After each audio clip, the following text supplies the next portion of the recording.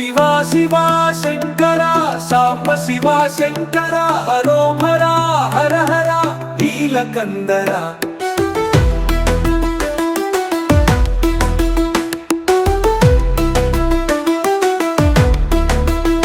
మూడు కంజాము కంటివి మూడు మూర్తుల అరూపివి మూడు రేఖల కాలానివి మూడు మోహాల శూలివి ఎన్నడు తీరని దాహానివి ఎప్పుడు తడవని దేహానివి